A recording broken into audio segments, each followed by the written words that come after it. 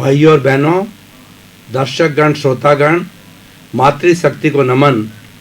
Channel 24+ के खास, विशेष, मनमोहक, अच्छा इंसान बनने वाला, अच्छी प्रेरणा देने वाला, अच्छा संस्कार देने वाला कार्यक्रम पुनरुत्थान में आप सभी का हार्दिक स्वागत है, अभिनंदन है, सत्कार है। पुनरुत्थान का अर्थ होता है पुनर्जागरण, पुनर्निर्माण। जो हमारी भारतीय संस्कृति की मूल्य गिर गए हैं, उनकी हम कैसे स्थापना कर सकते हैं, उसके विषय में प्रतिदिन नए नए विषयों के साथ में हम प्रवेश होते हैं। तो आज का एक बहुत सुंदर विशाल विषय है, वह विषय है जैन धर्म की जगत अवधारणा। भाइयों और बहनों, दर्शकगण, श्रोतागण, आपको बहुत सुंदर तरीके से बताया जाएगा कि ये संसार कैसे बना है और संसार कैसे चलता है। जैन धर्म की जगत अवधारणा है कि जगत नियंता कोई ईश्वर नहीं है। अपने आप जो 6 समवाय हैं, 6 सब्सटेंसेज है, 6 द्रव्य है, वो द्रव्य अपने आप जगत को ऑटोमेटिक तरीके से संचालित करते हैं। और जहाँ पर ये 6 द्रव्य मौजूद होते हैं, वहाँ जगत होता है और ये शाश्वत है। ये 6 द्रव्य पहले थे, आज है और आगे रहेंगे। ये त्रैकालिक है, ये सार्वभौम सत्य है, ये इटर्नल है। भूत, भविष्य, वर्तमान में ये जगत हमेशा था, हमेशा है और हमेशा रहेगा। और इसके अंदर 84 लाख जीवा योनियां बड़े आनंद के साथ के अंदर जीवन यापन कर सकती है। पहले मैं इस जगत के अंदर कौन रहते हैं उसकी सारी विवेचना कर देता हूँ और फिर उसके बाद में 6 सब्सटेंस का, एक एक अलग अलग सब्सटेंस का विस्तृत रूप से आपको जानकारी दूंगा। 84 लाख जीवा योनि और 4 गति के जीव इसके अंदर रहते हैं। 4 गति, नरक गति, तिर्यंच गति, मनुष्य गति और देव गति। नरक गति के जीव है, पृथ्वी के अंदर रहते हैं। 7 नरकियां हैं, गर्मी होती है, सर्दी होती है, बरसात होती है और तीव्र गर्मी, तीव्र सर्दी, अंधकार होता है। वो उन्होंने कुकर्म किए होते हैं, वहाँ फल भुगतते हैं। और तिर्यंच गति ये हमारे सामने है, पेड़ पौधे, जीव जंतु, ये सारा तिर्यंच गति है। मनुष्य गति में हम 7 अरब की जनसंख्या वाले मनुष्य आते हैं और देव गति में अच्छा कार्य करते हैं, जिनका उत्थान हो चुका होता है, वो रहते हैं देवलोक, हमारी पृथ्वी के ऊपर है। वो है वो 12 देवलोक, 7 नवग्रही बैक और 9 नवग्रही बैक और 7 जो है अनुत्तर विमान मिलकर के 26 देवलोक है। तो 4 गति 84 लाख जीवा योनिया में है। 7 लाख पृथ्वी का, 7 लाख का, 7 लाख तेज का, 7 लाख वायु का, 10 लाख प्रत्येक वनस्पति का है, 14 लाख साधन वस्तु का, 2 लाख बेंद्रिय, 2 लाख तेंद्रिय, 2 लाख चतुरेंद्र, 4 लाख नारकी, 4 लाख देवता, 4 लाख तिरंज पंचेंद्र, 14 लाख मनुष्य की जाति, 4 गति 84 लाख जीवा योनि का विवरण है। ये इसमें निवास करता है। अब मैं जगत के अंदर कौन कौन से 6 द्रव्य हैं उनकी व्याख्या प्रारंभ करता हूँ। पहला है, और ये वैज्ञानिक है, इसके साथ साथ में जैन धर्म की जगत की अवधारणा के साथ साथ के अंदर वैज्ञानिक अवधारणा भी बताता जाऊंगा। इसीलिए स्पष्ट हो जाएगा कि ये जगत की अवधारणा जैन धर्म की पूर्ण वैज्ञानिक है, विज्ञान उससे सहमत है। पहला जो है धर्मास्ति काय। काय का अर्थ होता है शरीर और अस्थि का मतलब मौजूद, मतलब जो है वो कई, मतलब पूरे समूह का जो काय है वो धर्मास्ति काय है। धर्मास्ति काय का मतलब होता है धर्म नाम का ऐसा तत्व।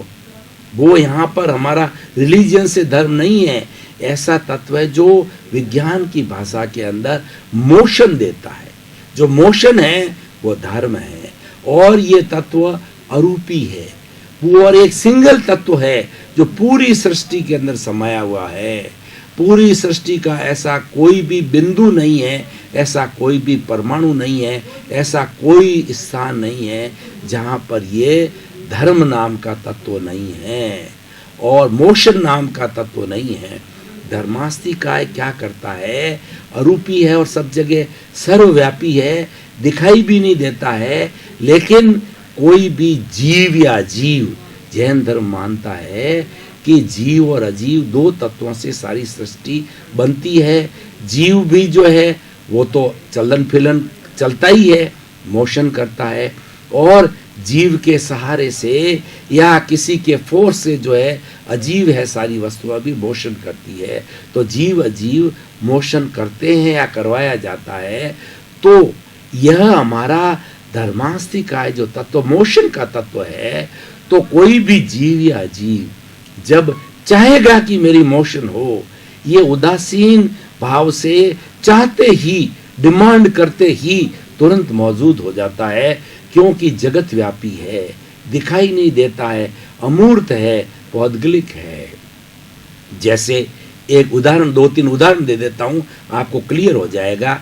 जैसे ट्रेन है, खड़ी है और वो मोशन करना चाहती है, उसको तुरंत धर्मास्तिकाय तुरंत मोशन करते ही उसका लीवर दबा, ड्राइवर के द्वारा लीवर दबाते ही जो है उसको ये मोशन तत्व मिल जाएगा और पटरी पे ट्रेन जो है चलती रहेगी। सारा जितना मोशन है, जितना मूवमेंट है, धर्मास्तिकाय के चाहने से, मांगने से तुरंत होता। मैं ये अंगुली हिलाना चाह रहा हूँ तो मैंने डिमांड किया और सारी सृष्टि के अंदर ये व्याप्त है और ये ऑटोमेटिकली जो है इसकी मदद करता है। उदासीन भाव से रहता है, डिमांड करने पर मदद करता है, बिना डिमांड के ये मदद नहीं करता। सर्वव्यापी है पूरी सृष्टि के अंदर।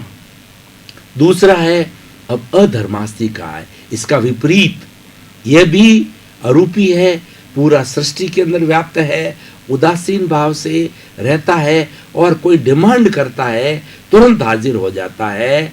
और जैसे अब ट्रेन चलने का मैंने आपको उदाहरण बताया, अब ट्रेन रुकना चाहती है, या अंगुली का उदाहरण बताया कि अंगुली हिल रही है, इसको मैं स्थिर करना चाहता हूँ, मैंने डिमांड किया, ट्रेन ने डिमांड किया कि रुकना है, तो लीवर दबाते ही जो है ट्रेन रुक जाती है। ये रेस्ट, अधर्मास्तिकाय विज्ञान की भाषा में इसको रेस्ट कहते हैं। व्यक्ति चल रहा है, उसको गर्मी लग रही है, पति को, वो चाहता है कि मैं रेस्ट करूं पेड़ के नीचे, तो तुरंत उसके चाहते ही पूरी सृष्टि के अंदर अधर्मास्तिकाय अरूपी है, सर्वव्यापी है, पौद्गलिक है, वो तुरंत हाजिर हो जाएगा और उसको रेस्ट मिल जाएगी। तो ये हो गया धर्मास्तिकाय, धर्मास्तिकाय। तीसरा आकाशास्तिकाय, मतलब ये पूरा आकाश जो हमको दिखाई देता है ब्लू कलर का, वास्तव केंद्रीय कलर लैश है, लेकिन कार्बन डाइऑक्साइड, मीथेन, नाइट्रोजन, कई तरह की गैसें जब इसमें निस्तारण होती है तो इसका रंग, और ये बहुत दूर है, बुरा खूब लंबा है, हमको ब्लू कलर दिखाई देता है। ये आकाशास्तिकाय जो है यह भी अरूपी है और ये उदासीन भाव से सर्वव्यापी है और ये हमको अवगाहना देता है। आज मैं बैठा हूँ, 7 लाख जो है वो व्यक्ति और 84 लाख जीवा योनियों को स्थान देने वाला, उनकी जननी कहिए, उनको अवगाहना देने वाला, उनको प्लेस देने वाला जो है वो स्काई तत्व जो है, विज्ञान की भाषा में इसको एक स्काई तत्व कहते हैं कि मोशन, रेस्ट और मोशन, और स्काई तत्व जो है वह हमारा ये पूरा आकाशास्तिकाय है। अगर ये तत्व नहीं होता तो हम एक दूसरे के ऊपर गिरते और ट्रेन मेरे पर गिर जाती, मैं ट्रेन पे गिरता, और कोई चीज़ व्यवस्थित नहीं रहती। पृथ्वी घूम रही है लेकिन हम नहीं घूम रहे हैं, क्योंकि हमको रहने के लिए अवगाहना जो देता है वो स्काई तत्व देता है, वो आकाशास्तिकाय देता है। तो ये तीसरा हो गया धर्मास्तिकाय, अधर्मास्तिकाय, आकाशास्तिकाय। काल, काल का मतलब टाइम, विज्ञान का जो टाइम फैक्टर है, विज्ञान का जो टाइम बताता है कि सबसे छोटा जो होता है वो होता है टाइम का जो है एक समय होता है। एक समय इतना होता है कि आप आँख झपके जब जो है कई समय निकल जाते हैं, उसके बाद अवालिका है, उसके बाद सेकंड है, मिनट है, उसके बाद घंटा है, वीक है और फोर्टनाइट है, और उसके बाद के अंदर ईयर है और डिकेड्स है, और उसके बाद शताब्दियाँ। इस तरीके से ये सारा टाइम फैक्टर है, और टाइम फैक्टर ना हो तो हम अपनी जीवनचर्या को 84 लाख जीवा योनि दिनचर्या को कैसे जो है वो एडजस्ट करेगा, कैसे उसकी नियमित होगी, सूर्य चांद उगेंगे किस समय उगेंगे, वो समय की कैसे जानकारी होगी, हमें किस समय सोना है, किस समय कार्य करना है, सारा टाइम मैनेजमेंट जो है ये हमारा काल तत्व करता है और इसको टाइम बोला जाता है। ये कितना सुंदर जो है तत्व है जिससे कि हमारी सृष्टि बनी है। धर्मास्तिका आकाशास्तिका काल और पुद्गलास्तिका है। पुद्गल का अर्थ होता है सारी सृष्टि जिससे निर्माण होती है। छोटा से छोटा परमाणु होता है और 2, 4, 5 कई परमाणुओं के मिलने से स्कंद होता है। ये अष्ट स्पर्शी होता है। कई स्कंदों के मिलने से हमारा मकान बनता है, चट्टानें बनती है और सारा चराचर जगत जो हमको दिखाई देता है, नदी नाले पे जो है वो सारे दिखाई देते हैं। जो अचेतन तत्व है, जो जड़ तत्व है, चट्टानें हैं, पृथ्वी है, ये सारे जो है वह हमारा पुद्गलास्तिकाय है। ये पुद्गलास्तिकाय जो है मोशन करता है और इसको मोशन मिलती है धर्मास्तिकाय से, अधर्मास्तिकाय से रेस्ट मिलती है और इसको अवगाहना जो देता है वह देता है आकाश और टाइम का मैनेजमेंट होता है टाइम फैक्टर से। तो ये पुद्गलास्तिकाय है। इसका बहुत बड़ा जो है वो जड़ तत्व जो हम बोलते हैं बहुत बड़ा अकाउंट है और हमारे सामने सारी सृष्टि, मकान ये वगैरह, हेलीकॉप्टर, ट्रेन, फ्लाइट, ये जितने भी जड़ तत्व है सब वो जो पुद्गलास्तिकाय है। और छठा है जीवास्तिकाय। जीवास्तिकाय मतलब जिसमें चेतना होती है। असंख्य चेतनामय परमाणुओं के पिंड को आत्मा कहते हैं और आत्मा के समूह को जीवास्तिकाय कहते हैं। और ये जीवों की संख्या इन्फिनिटी है। किसी को पता नहीं कि 84 लाख जीवा योनि में कितने जो है आत्मा हैं, लेकिन आत्मा मैन्युफैक्चर नहीं होती है। अनादि अनंत काल से एक्स आत्माएं थी तो त्रैकालिक भूत भविष्य वर्तमान में उतनी आत्माएं रहती है और ये आत्माएं जो है रूपांतरण करती है 4 गति में अपने कर्मों के अनुसार में परिवर्तित होती रहती, शरीर नए नए धारण कर देती है। आपने कभी, मैं उदाहरण के तौर पर बताना चाहता हूँ कि आप जो हमारी ट्रेन चलती है तो पहले समय के अंदर जब ये सारा डिजिटाइजेशन नहीं हुआ था, जब इलेक्ट्रॉनिक सिस्टम नहीं आया था, उस वक्त में घोड़े चलते थे। घोड़े जो है 24 घोड़े होते थे और 24 घोड़े है क्रमशः चलते रहते और एक घोड़ा निकलता रहता था और ट्रेन का जो है वो सिग्नल देने के लिए घोड़ा दिया जाता था। घोड़े का अर्थ होता है कि ट्रेन वहाँ से जा सकती है, उसका प्रमाण था। तो उसी तरीके से ये घूमते रहते थे। तो हम 84 लाख जीवा योनि में जो है जड़ तत्व और उसके साथ साथ में चेतन तत्व घूमता रहता है। और ये मिश्रण जो मेरा शरीर है, हर प्राणी का 84 लाख जीवा योनि के हर एक के शरीर होता है। ये शरीर है जड़ और आत्मा का मिश्रण है। तो ये जीवास्तिकाय और पुद्गलास्तिकाय का दोनों का मिश्रण होता है और फिर उससे भाषा बनती है, उससे मन बनता है, वचन बनता है और शरीर तो दिखाई देता है। तो हर एक के और हमारा जितना भी सृष्टि का कार्य एक मनुष्य का है या किसी भी 84 लाख जीवा योनि में किसी भी प्राणी का है, वो मन से, वचन से और काया से होता है। कईयों के मन होता है, एक इंद्रिय, द्वेंद्रिय, त्रिंद्रिय, चतुरेंद्रिय, पंचेंद्रिय तरह के प्राणी होते हैं। तो ये एक इंद्रिय के जो है खाली शरीर होता है, द्विंद्रिय के जो है शरीर और जीभ होती है और त्रिंद्रिय प्राणी होता है, स्पर्श रसन घ्राण होता है। उसके एक जो है ये नाक सूंघने की जो है बढ़ जाती है और चतुर्इंद्रिय के जो है वो देखने की बढ़ जाती है और पंचेंद्रिय प्राणी के 5 इंद्रिय वो सुनाई भी देता है और उसके मन भी होता है। पंचेंद्रिय के मनुष्य हैं, गाय, भैंस, पशु वगैरह है, इस तरीके पक्षी वगैरह इस तरीके से। तो ये सारे चराचर जगत का जो है नियंता जो ये 6 तत्व है। 6 तत्व मिलकर के ये जगत बनता है। ये जैन धर्म की थ्योरी है। दर्शकगण, श्रोतागण, भाई और बहनों, बहुत गहराई में गहन चिंतन में हम उतर गए थे। अब थोड़ा मस्तिष्क को तरोताजा करने के लिए, शरीर को तरोताजा करने के लिए ब्रेक ले रहे हैं। ब्रेक के बाद पुनः आ जाए।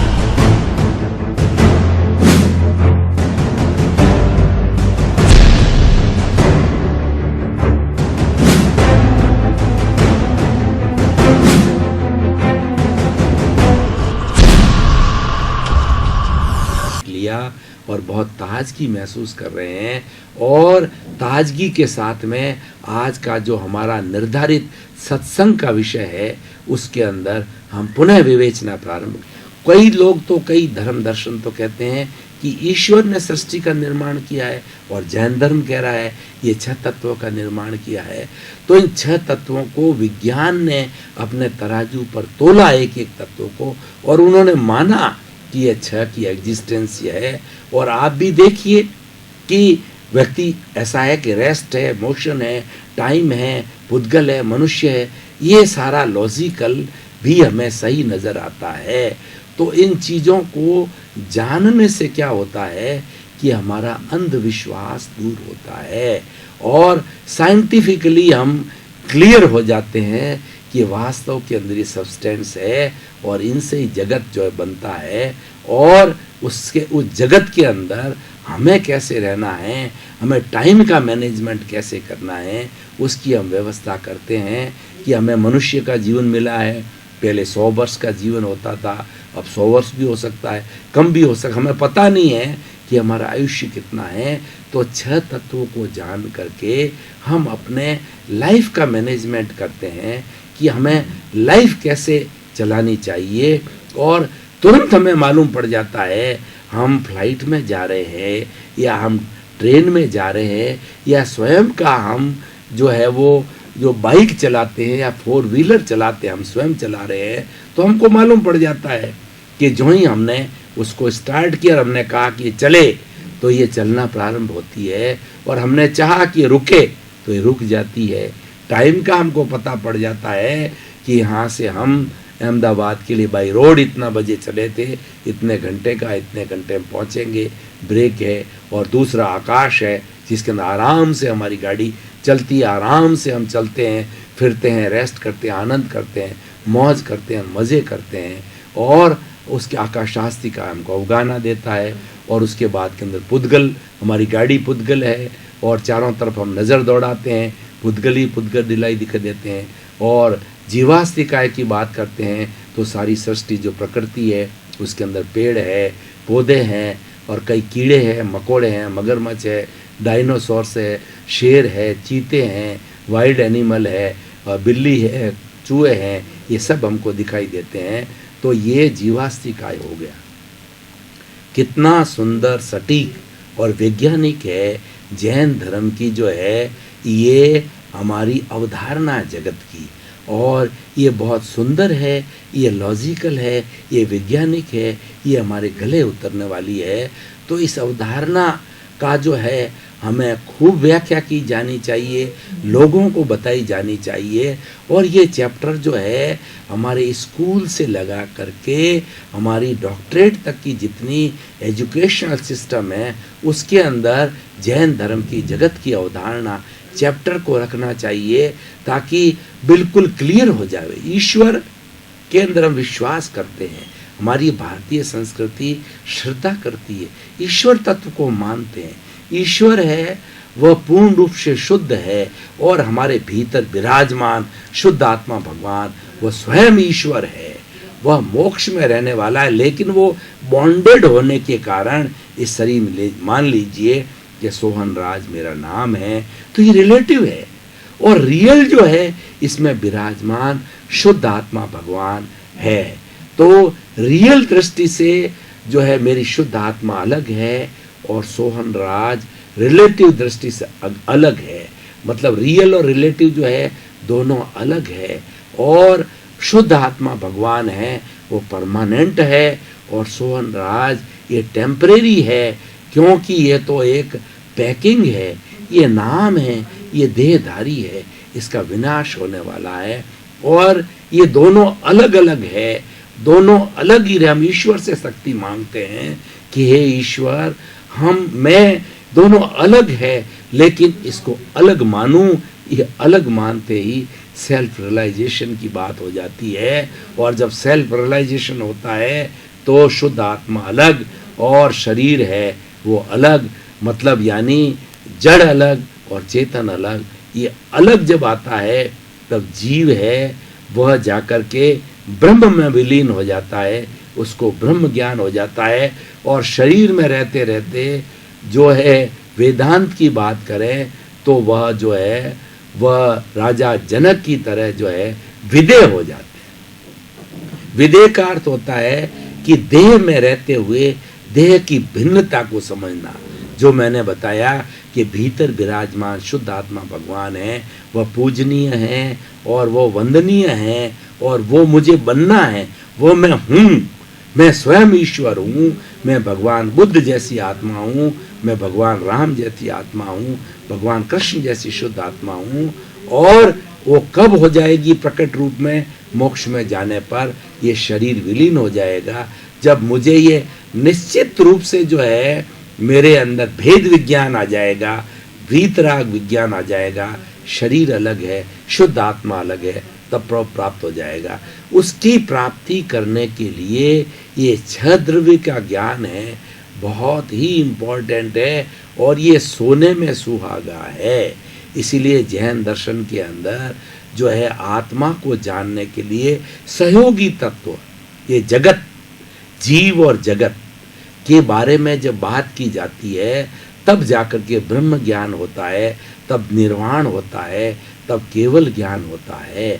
जगत के बारे में जब तक हम नहीं जानते हैं, जब तक इस जीव की मुक्ति नहीं हो सकती है, क्योंकि मुक्ति दिलाने में ये 6 द्रव्य जो है वो निमित्त बनते हैं। और उसके साथ साथ में जैन धर्म जो है इन मुक्त होने में 9 तत्व की अवधारणा भी है। समय आया जब बताएंगे। तो 9 तत्व कौन कौन से हैं?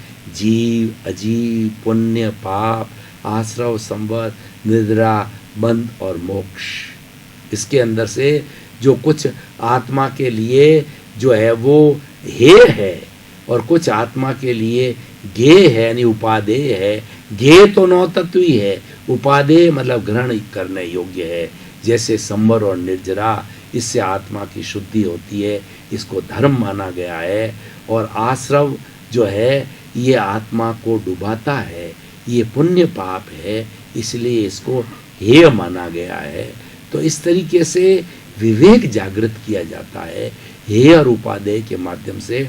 तो आज का जो हमारा जैन धर्म की जगत की अवधारणा बहुत सुंदर विषय है, जो मैंने समय की अल्पता को देख करके संक्षेप में जानकारी दी। भाई और बहनों, दर्शकगण, श्रोतागण, आपका बहुत बहुत धन्यवाद, साधुवाद। प्रतिदिन आप नए नए विषयों को सुनते हैं, अपनी समझ को क्लियर करते हैं।